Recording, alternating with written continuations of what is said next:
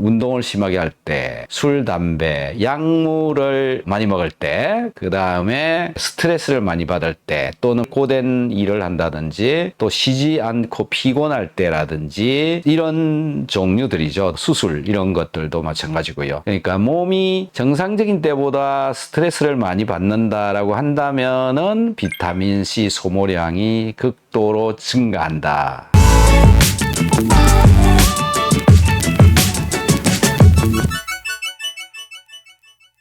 안녕하십니까. 오늘은 비타민 C에 대해서도 좀 알아보고요. 제가 비오유키소 이야기를 굉장히 많이 하는데 비오유키소들이 무엇인지에 대해서도 좀 알아보도록 하겠습니다. 왜 비오유키소를 먹어야 되는지 이런 것들도 좀 이야기를 해보도록 하죠. 평소에 6시간마다 먹는데 감기 걸릴 것만 같은 느낌이 오면 3시간마다 먹음 비타민 C를요. 그래도 설사 안 하는 것 보면 확실히 컨디션이 안 좋을 땐 몸에서 많이 비타민 C를 소비하나 봅니다. 이렇게 적었어요. 우리 몸속에서 비타민 C를 감기가 올 것 같으면 왜 더 소모를 할까? 이런 것들을 좀 더 알면은 비타민 C를 먹어야 되는 이유들이 좀 더 명확해지겠죠.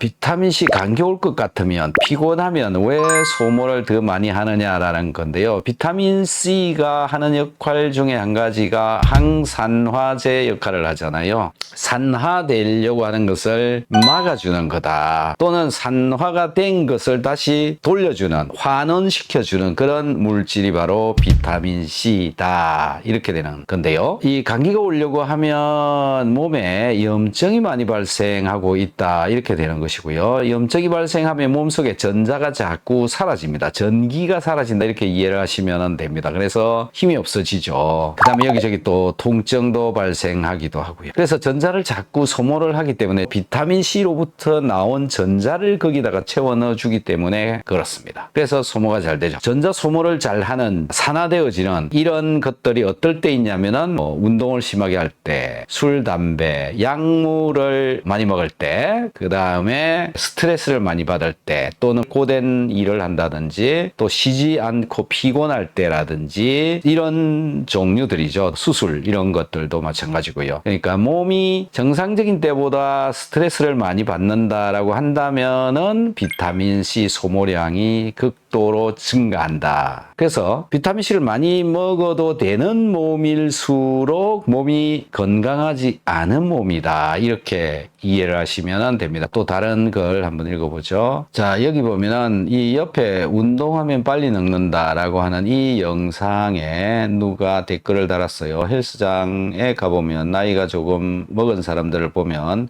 몸은 괜찮은데 얼굴이 팍싹 늙어 보인다. 자, 이게 왜 그러냐면은 몸속에 운동을 많이 하면 할수록 몸속에 활성산소가 많이 발생하고 발생된 활성산소로 인해서 몸에서 전자를 빼앗기기 때문에 산화가 일어나기 때문에 그렇죠. 그래서 항산화를 시켜주면서 해야지 항산화 없이 운동을 한다 그러면 노화가 된다 이렇게 되는 겁니다. 그래서 여러분들이 운동이 무조건 좋다 이렇게 볼 수는 없는 것이고요. 운동하기 전에 꼭 해야 되는 게 뭐냐면 항산화제를 먹으면서 운동을 해야 되는 것이다. 어떤 게 항산화제냐라는 건데 CoQ10 코엔자임 Q10이라고 하는 거죠. 그 다음에 알파리포산 비타민 C 비타민 E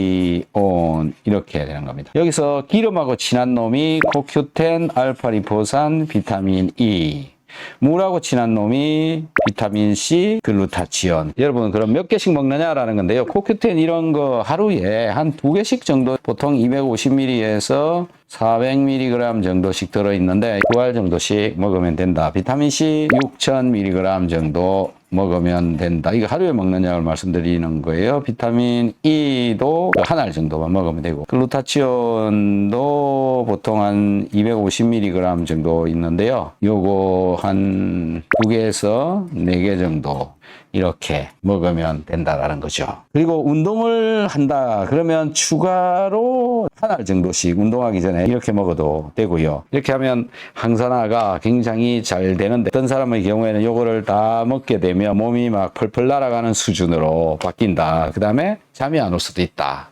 이렇습니다. 그래서 운동하기 전에는 꼭 이런 항산화제를 같이 챙겨 먹는 것이 몸을 보호를 할 수가 있다. 무엇으로부터 보호를 하느냐? 활성산소라고 하는 놈으로부터 보호를 할 수가 있다. 이렇게 되죠. 자, 그 다음에 여기 소금물과 비타민C 같이 먹으니 소화제 거의 안 먹습니다. 감사합니다. 이분은 평소에 소화제를 계속 드셨나 봐요. 그런데 비타민C랑 소금이랑 같이 먹으니까 소화제를 안 먹어도 된다. 저는 3만 mg을 하루에 7에서 10개 정도 수시로 소금물로 먹습니다. 그리고 속쓰림이나 이런 거는 없어요. 확실히 몸이 덜 피곤하고 야간요 횟수도 줄었습니다. 소화가 너무 잘 돼서 속이 편하고 변비도 없어지고 너무너무 좋습니다. 감사합니다. 이렇게 적어주셨네요. 자, 이분은 30알 먹는다 이 얘기 같은데 하루에 7개에서 10개 정도를 수시로 먹는다. 그러니까 한 번에 먹는 개수가 이 정도 된다는 말씀이신지 잘 모르겠습니다만 어쨌든 3만 mg